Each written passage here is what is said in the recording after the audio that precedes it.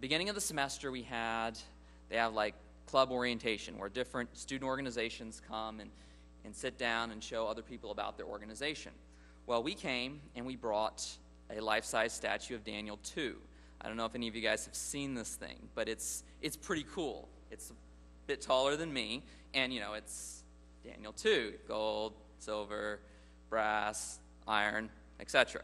So we had this thing set up there, and people would come by and they'd be like, "What's this?" Everybody wants to know what that is. This huge statue that's different colors, and they're like, "What's going on?" So we'd be like, "Well, let me tell you." Tell them the story of Daniel 2. At the end, we'd be like, "Hey, do you want to find out more about the prophecies of the Bible?" Did this 2 days, and it was just like 4 hours each day, and we got 40 people that were interested in studying the Bible from that. So praise God, that was pretty exciting. So we've been following up on those leads. We've been having studies with them, and as we're continuing, just 2 weeks ago, we had Clifford Goldstein here. He gave the Vespers here. Many of you guys were here, not all of you, but he gave the Vespers here on Saturday night. But before that, he gave meetings on campus Thursday night and Friday night. And he was the title of his seminar was Why I Believe in God, the Moral Argument for the Existence of God. And he was coming from like a philosophical point of view. Does God exist? Why he believes in God. We had between 120 and 140 people coming each night. He had an hour of question and answer afterward where he would really interact with the people. There was atheists, there was Christians, there was Muslims, there was, from all walks of faith coming here and reaching various different people from various different regions.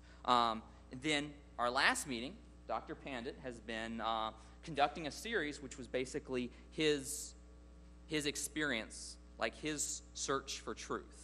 So he's been here over Wednesday night, Thursday night, and last night he finished the series on campus where he's basically walking through his search for truth. Does the supernatural exist? And then he came to the conclusion that it's more reasonable as an inquirer to believe in the supernatural than to not believe in the supernatural. And then he continued and was like, then if the supernatural exists, can we know about it? And if we can know about it, how do we know about it? Which of these, there's tons of religions, I don't know the numbers, he does, I'm sure, out there that are proponing their way as the only way. Some of them are saying, this is the only way. And he was like, well, which one is the way? So this is the series that he's been conducting on campus. We've had between 60 and 70 people attending, and we had people from, again, all walks of faith. We had atheists, we've had Hindus, we've had Muslims, we've had Buddhists, all Christians. Everyone's just coming together and trying to understand their own personal search for truth.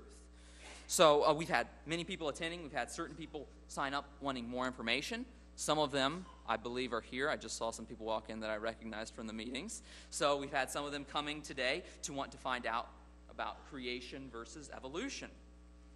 So just keep this ministry in your prayer as we are trying to reach out to this campus. After the service, we'll have some offering plates at the side. And if the Lord impresses you, we do need funding to help advertise and to help promote many of these events. So if the Lord impresses you, you can help us out in that respect. And always keep us in your prayers. That's the most help you can do. With that being said, I'd like to introduce our speaker. You already heard a little bit about him.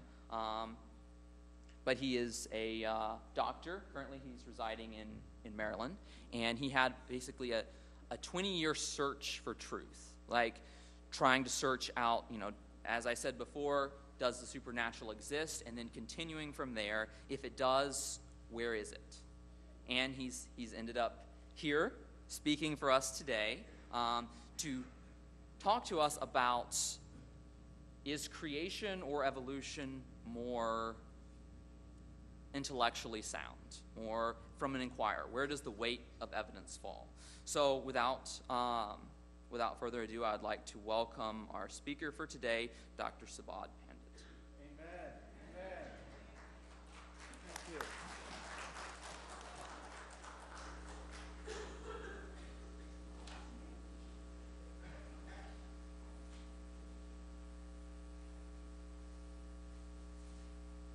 Check. Check. Am I on? Can you hear me at the back? All right. Oh, yeah. Now I can hear myself.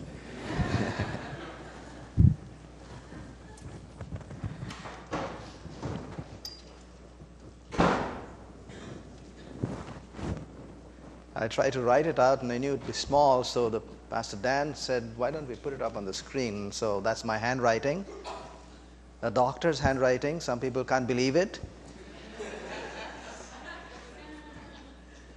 But here we are. Now there's a clock up there, but Pastor Dan told me not to look at it.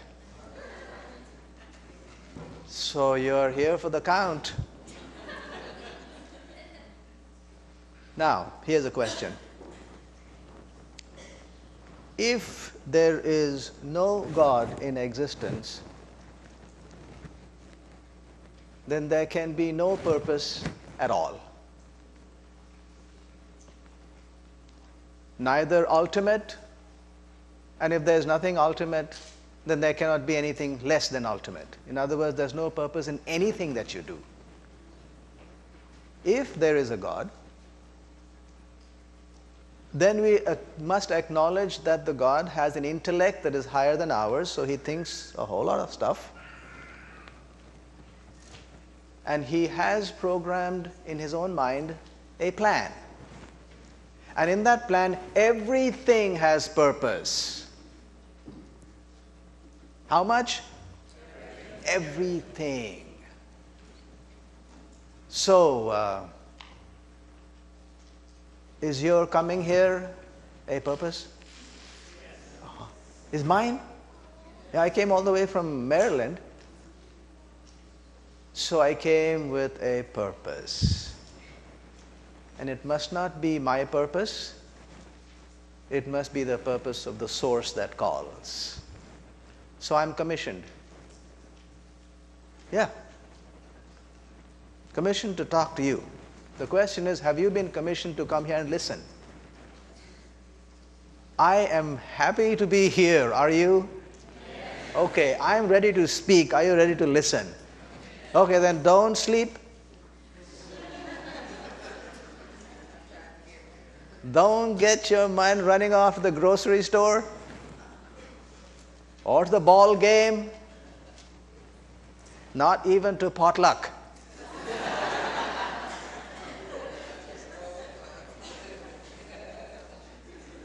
So you ready? Are you ready? Yes. We read the verse that starts off this book. And the verse says,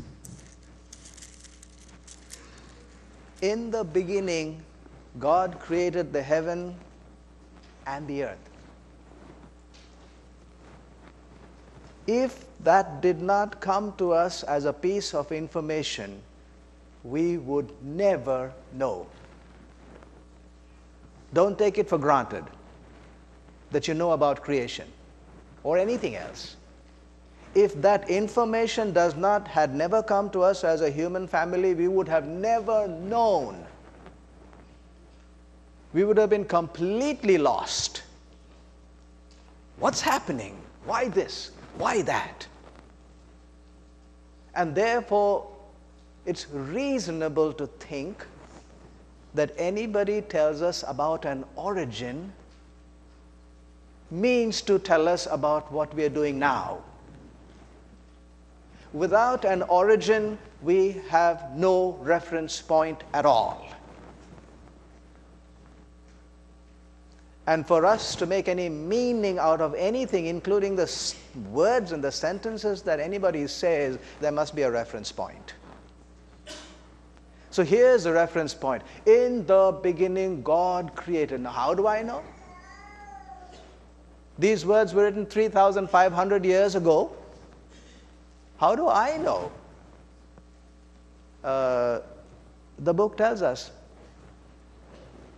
Psalms 19, verses 1 to 4. The heavens That means the sky, the universe, declares the glory of God, and the firmament, again the sky, shows his handiwork. Day unto day it tells, night unto night it reveals. There is no speech or language where their voice is not heard. Their line has gone out through all the earth, and their words to the end of the world. In other words, there is no place where there is nothing that we can look at which might point to this God. The same thing is mentioned in Romans, the first chapter, and verse 20. Romans 1:20, it says, "Since the creation of the world, his invisible attributes are clearly seen or grasped, being understood or comprehended by the things that are made." His eternal power and God is so there without any excuse. So there's a statement here. God created everything, the whole universe. And how do I know? Well, look at the qualities of the universe. Look at what you can see, what you can feel, what you can deduce. And it should be there. If it is not there, then that statement is false. So if we understand the system of thought that is going through those pages, there is a statement made, and you can check out whether the statement is valid by just its own test. And the test is, look at the things that are made. So what are the things that are made? We look at the universe. The heavens declare the glory of God, it says. So we are going to look at this side first. We do see life and thinking, right? All right, otherwise we won't be here. There is time and there is space. Nobody can dispute that. There is matter and there is energy all around us. Nobody can dispute that. Natural laws, nobody can dispute that either. Natural laws are there. And the laws are complex, precise, intricate, and above all, interlocking. Interlocking from the subcellular levels of molecular biology way out to the greatest galaxies and the clusters of galaxies and the clusters of galaxies. So these laws, we can deduce and we can look at them. What do the laws tell us? Here's a statement by somebody who everyone admires in the scientific world, Albert Einstein. These are his words. The scientist's religious feelings. Did you hear that? The scientist's religious feelings. So if you're a scientist, you don't have to throw off religion. That's what he's saying. The scientist's religious feelings take the form of rapturous amazement at the harmony of natural law, which reveals an intelligence of such superiority that compared with it, all the systematic thinking and acting of human beings is an utterly insignificant reflection. So, you look at all these laws, interlocking, precise, intricate. Then we have to bow before this intellect, because it's of such superiority. The whole idea of cause and effect, and you see the word cause, source, and effect, is the basis of science. Science is orderly. There is an order. If there is an effect, we look for a cause. When we find a cause, we look for an effect, and they have to be related. And how are they related? Here's a statement by Jeremy Walter. He is the head of the ARL, the Applied Research Lab in Penn State, talking about the orderliness, cause and effect. Here's what he says: a specific corollary of the order principle is the law that one cause can have many effects, but no effect can be quantitatively greater or qualitatively superior to its cause. That is the essence of the so-called scientific method. So if we have an effect, which we all see we have, there's life and thought, time and space, matter and energy, and the natural laws, then if this is the effect, then the cause must have all of these in greater amount. The source has to be more than the final user. The bank must have more than what's in my wallet. The grocery store must have more than what's in your trunk, in your car. Only then can it be called a source. There is order. The principle applies, and it is reasonable. And so these thinkers and scientists who look at that do tell us, yeah, if there's an effect and if there's a source and a cause, then the cause must be greater than the effect. So we have seen life and thought, time and space, matter and energy, and they came about. Somehow they came about. Here's the theory of creationism. They came about by a deliberate act by design. And if they all came about, and there's no question that they are there, then this action must have a source that has greater of these things in its source. That is very simple. So if we have life and thought, then the source should have life and thinking. If there is time and space, then the features of this source should be able to be there, or at least have an influence there, and it's called omnipresence. If there's matter and energy, then the source must be able to control and supply all the energy, so he must be omnipotent, or at least greater than what we see. And how much do we see? How many stars are there in our Milky Way galaxy? At least 100 to 150 to 200 billion stars. How many galaxies are there that the astronomers have guesstimated? 150 to 200 billion galaxies. That's the extent we see. We don't know what's beyond. But so our universe is huge, vast, lot of matter and lot of energy. Therefore we say that the source has to be omnipotent, or at least greater than that which we see. Natural laws, then the source must be very smart. Much smarter than any of us can possibly imagine. And so we use the word omniscient. Scient is knowing, all-knowing. So here are the words: always present, all-powerful, all-knowing, definitely alive and thinking.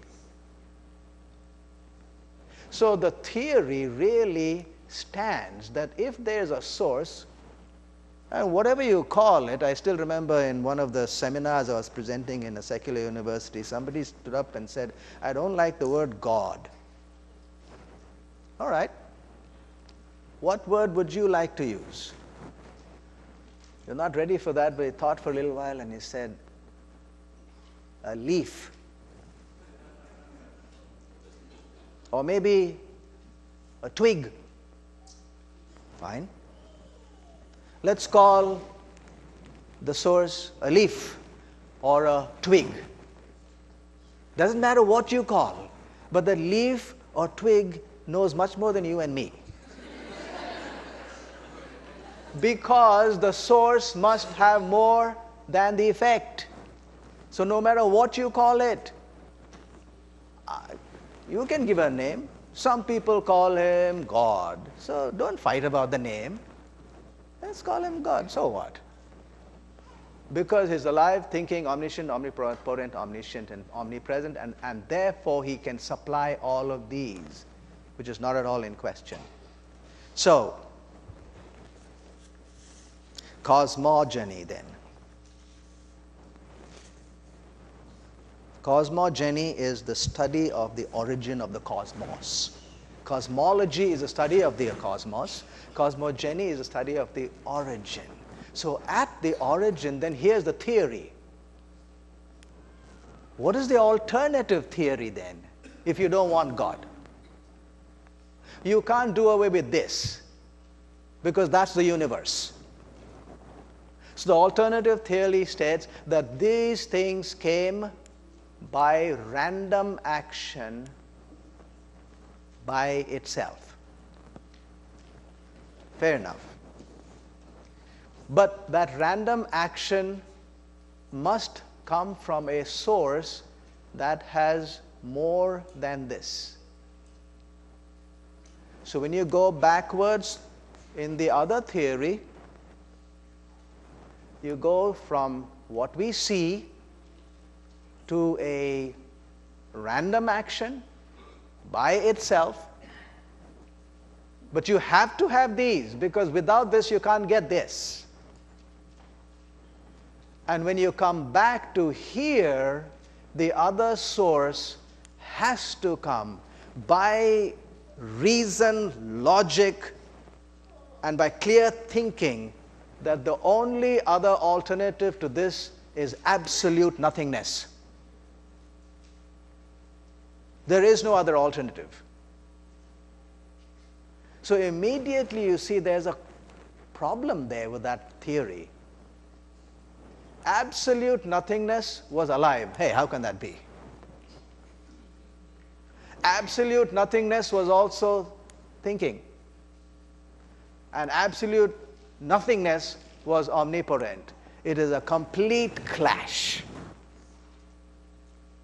And therefore, we take the stand that if you say it starts from nothing, then here's the mathematical equation.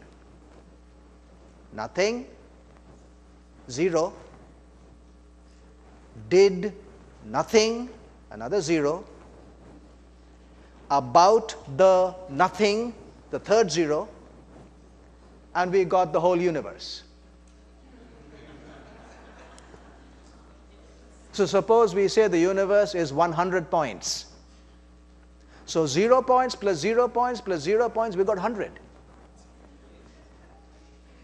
On the other hand, this theory says that something, let's say 50 points, did something, another 50 points, on that nothing, 0 points, it's still 100.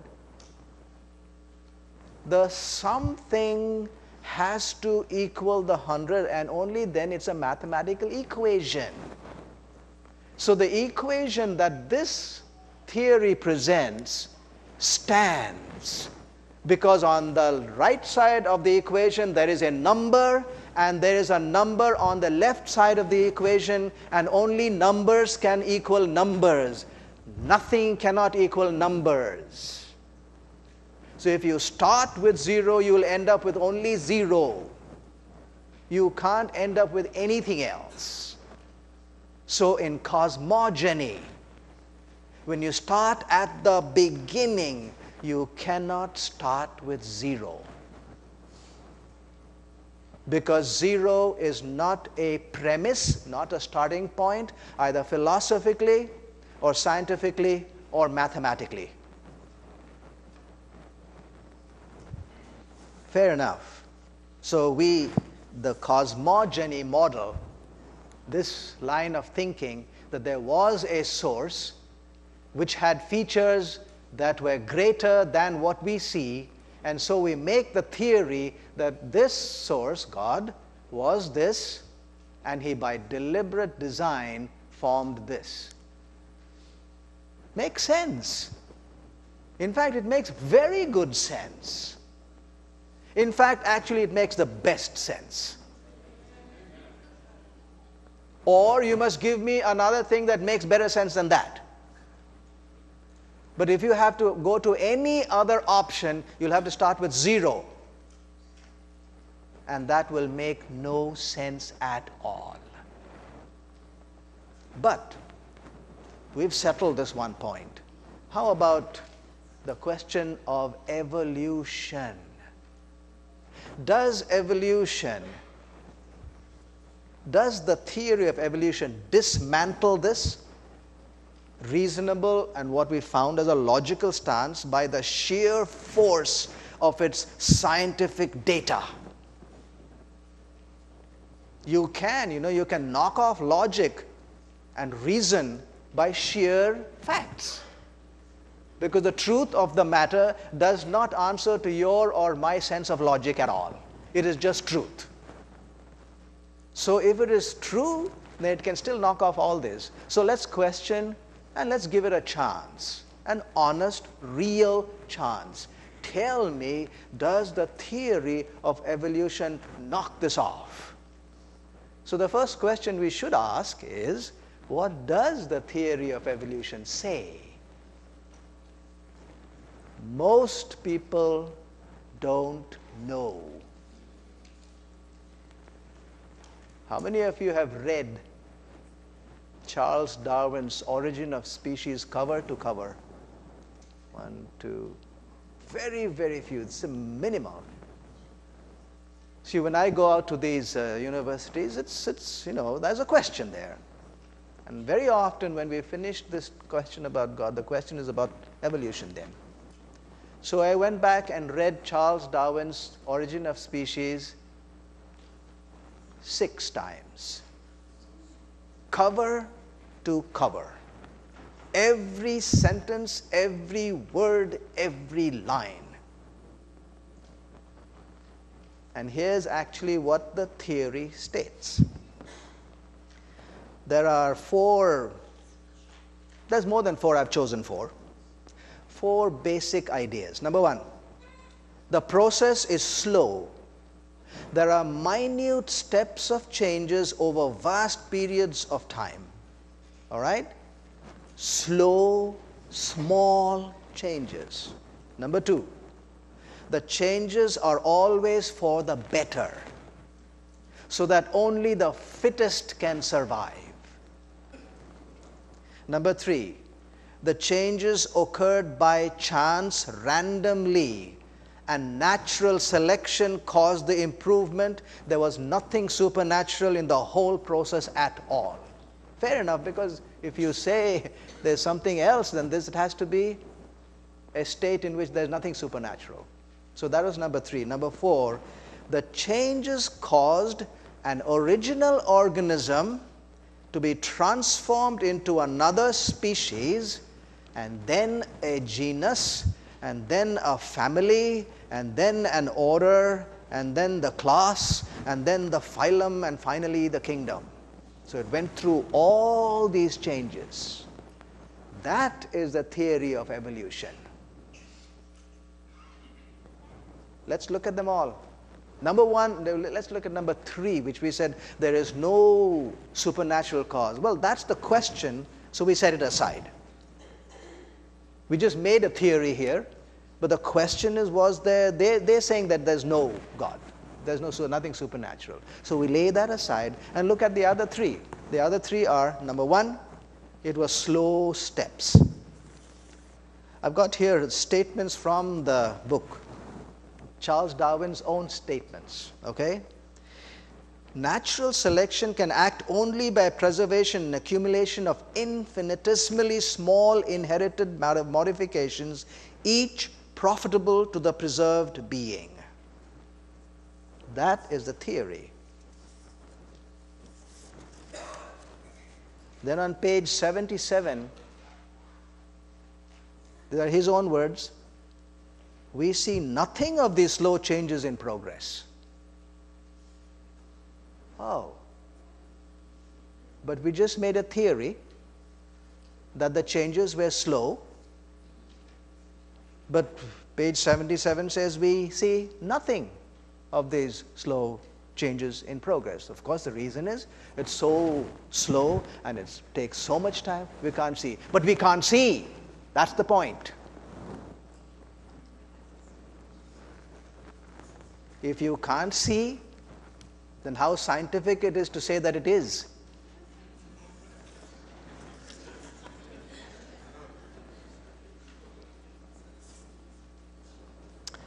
So we look at some of the scientists of today, and I'm going to quote to you all atheistic evolutionary scientists in the next 4.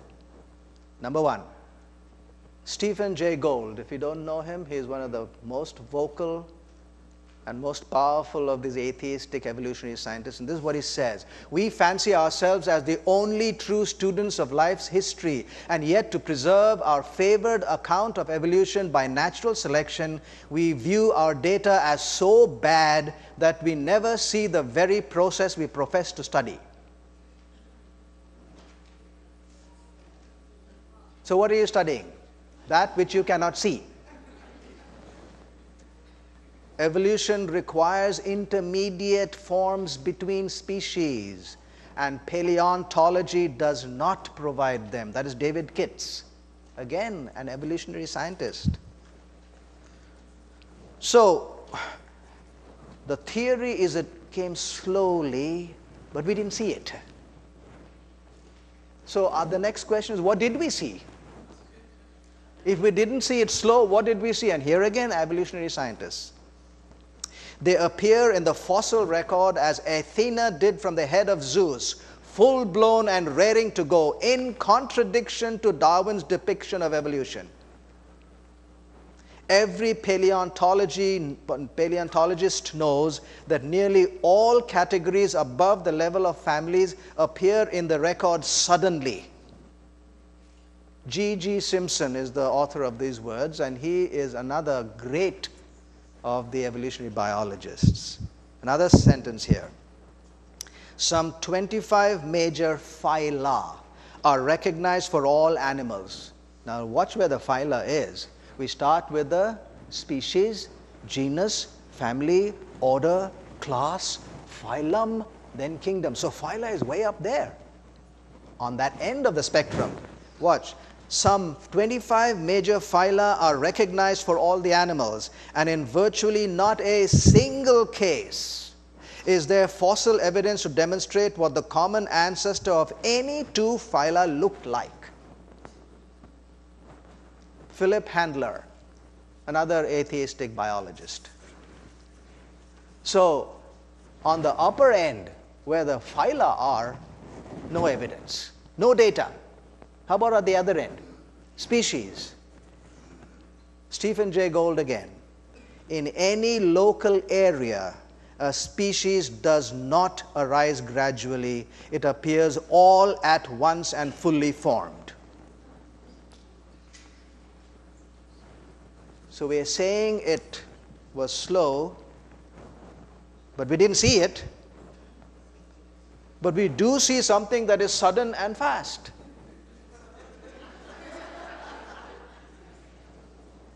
So the first premise, that it is very slow, has been debunked by their own statements. Number 2 would be, changes always occur for the better. Yes, and here's a statement from Charles Darwin, page 75. This preservation of favorable variations and rejection of injurious variations I call natural selection. So it preserves the favorable variations. In another place he says in page 168, natural selection acts solely and by and for the good of each. Natural selection acts solely, only by and for the good of each. So how much do we know of these forms that are supposed to have evolved? Listen to his own words on page 161, the words of Charles Darwin. I can hardly doubt that all vertebrate animals have descended by ordinary generation from an ancient prototype of which we know nothing. If you don't know anything about what was there, how do you know it was better or worse? Yes, it's just simple, ordinary questioning of a theory. It is no doubt extremely difficult even to conjecture. These are the words again of Charles Darwin. Conjecture means even to imagine by what gradations many structures have been perfected. In other words, we don't know how it started, because that prototype of which we know nothing. We don't know how it started then. We don't know by what gradations it came about. Those are the words here. Extremely difficult even to imagine what gradations many structures have been perfected. Okay, so we're having a difficult time with the start, we're having a difficult time with the gradations, we're having another difficult time.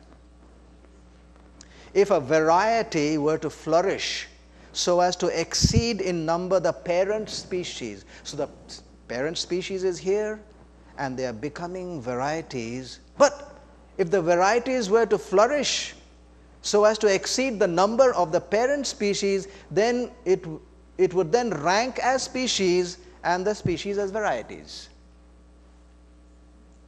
So we have turned it upside down. So how do we know it's getting better? We have lost count. We haven't started well, we don't know what the steps are, and we are saying that they can be turned this way or that way.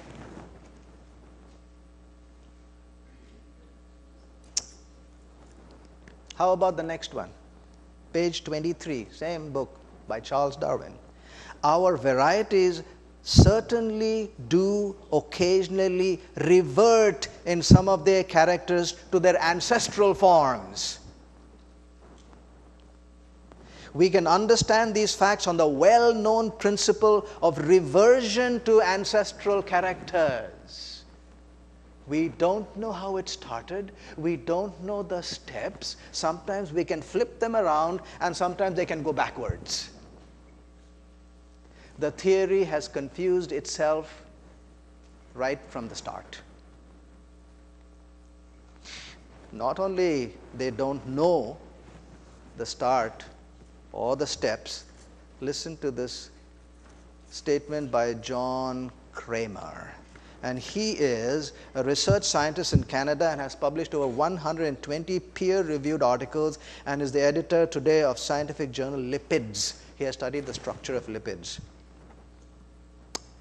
So if these forms were earlier very simple and unable to adapt themselves, and so they had to evolve better and better, and each one became better and better adapted so they were able to survive, and that's called the survival of the fittest, and then it went on and on until we became humans. All right, that's the story.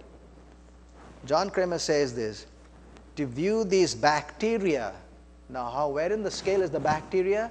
Way down there. To view these bacteria as earlier and simpler form of life is totally misrepresenting their complexity.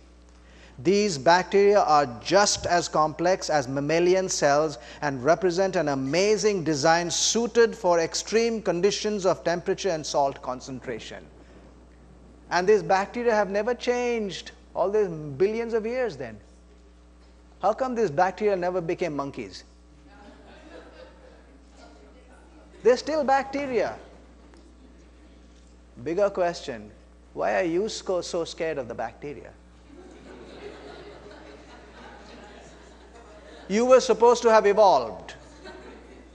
You were supposed to have come up to the point where you would stamp them out. No, the moment you hear bird flu, oh, run to the doctor. Hey, why didn't you run to evolution? That is the answer. Evolve so that you can push the bacteria aside. What happened to the whole of evolution then? Took a leave, long leave, permanent leave? If you really say that they evolved and and only the fittest survived, then we should be able to go and live where the bacteria live and be happy about it. Yeah, don't you think? Isn't it as simple and reasonable as what I'm trying to make it out to be? If we really evolved from the lowest, then we should be far more adaptable than those low creatures there. That is the whole theory of evolution. That they don't know how to live. We know how to live. But yet we are so scared of them. No, the theory that it was always for the better does not stand at all. Because they are far better adapted to live on this planet than we are. Just take a baby and put it where the bacteria are and let's see who wins.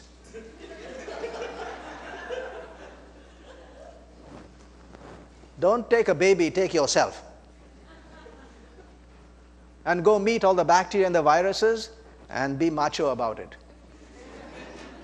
You will lose hands down. That's why you need vaccinations and injections.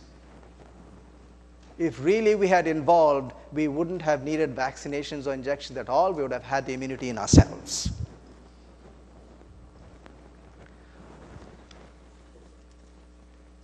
So, the second thing that changes are always for the better doesn't stand to reason. Just plain observation. The third one then is that the changes occur across species. Across species line, then become genus, order, family, class. Why do you think that the first chapter of the book Origin of Species is entitled Variations Under Domestication? Because there is no data in nature. So he had to look at domestication and find out if there was anything there that could help the theory. And this is what he said. Our knowledge, imperfect though it be, of variation under domestication afforded the best and safest clue as to the changes. This is page 13. What does the clue show? It's talking about breeding now. But breeding has not produced any evidence that goes across species lines. We can produce varieties and different breeds. We can also produce hybrids, but not a completely different species. It has not. Because what we need to make a real solid scientific theory is that 50% of the animals, birds, and plants should show such changes. How much do we have? We need 51%. Because there are only two options. You need the majority of them showing that they switch over and change from species to species. How much do we have? Less than 1%, and even that 1% is questionable. How can you make a scientific theory on 1% of information with the other 99 going against it? It can't be. And then here's the key, really, because what he's doing is finding out or describing a simile. If we can do it in domestic breeding, so also can nature do it. That is the bottom line. But the breeding didn't produce it. So how can the simile stand? But the bigger question is, what is the key in domestic breeding? It is the breeder. The key to domestic breeding is not the animals or the plants. It is the breeder who has to be alive and thinking. Not one man in 1,000, again these are the words of Charles Darwin himself, not one man in 1,000 has accuracy of eye and judgment sufficient to become an eminent breeder. Page 36. And in page 43 he says, the closest attention should be paid to the slightest deviation. Unless such attention be paid, nothing can be effected. So the qualities that are required for breeding, alive and thinking breeder, who knows the laws of breeding, who is constantly alert and deliberately picks out the qualities to be bred further. Natural selection cannot take the place of the breeder because it is unable to think and knows nothing of the laws of breeding. The simile on which the entire theory is built is a false simile. So the theory of evolution falters at its most fundamental claims. Number one, it is not slow or gradual. Number two, it is not a change for the better. We have not established that. And number three, the simile that Charles Darwin built by going to domestic variation first is based on a false simile. At its most fundamental claim, the theory of evolution does not stand the simplest scrutiny. So let us go back to the natural observations. Because the natural observations, according to this book, says if you look at the natural observations, you will know something about the qualities of the creator of that nature. Let us see if it talks about creation. We're going to look at only one, just one point. Strange point I'm going to bring out, but let's look at that. Why is there so much of disbelief? And we do see disbelief. Nobody can controvert that. There are some people who believe that the majority do not believe. What does that observation in our world tell us about this God? Do you know what it says? If you really look at the question of why people disbelieve, one clear characteristic of this God is that He allows us to choose freely. This is love. Because only love can give you freedom to not love in return. Because unless you have the freedom to hate in return, love cannot be love, it will be an automatic thing. But there must also be a sense of justice within that love. You may choose what you will, but you cannot dictate the consequences of your choice. There, justice and rules do apply. We see that in nature. Try stepping off a cliff and say, I defy the laws of gravity. The fact is, you might defy it, but if you want to escape from its consequences, you must call upon another law to help you. For instance, the law of friction may be between your tail end and a rock, but there's another law. You can deal with laws only by another law, not by your choice at that point. You can choose to choose, but once you've made the choice, the consequences are by law. If you disobey, certain results will follow. If you obey, the opposite will follow. If you disobey, and here's the ending for this morning's presentation. If you disobey, which you are free to do, your moral and ethical failings will remain unforgiven, and you will retain your guilt and remorse. You have no way of throwing it out. Number two, you can have only a temporary existence which will come to an end. Number three, beyond that end is only a dark void.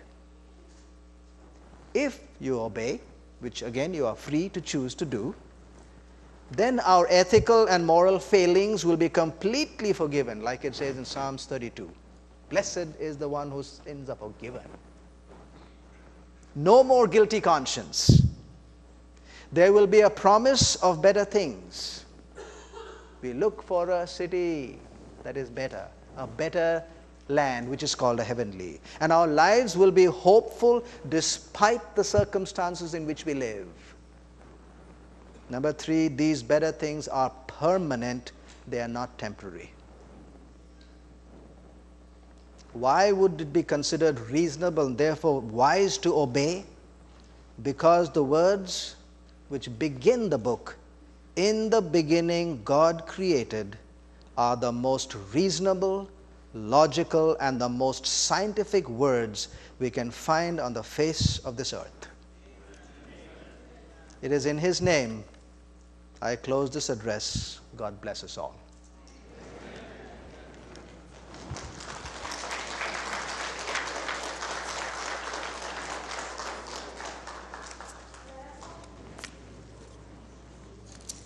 let us all stand and open the hymn 111, It Took a Miracle.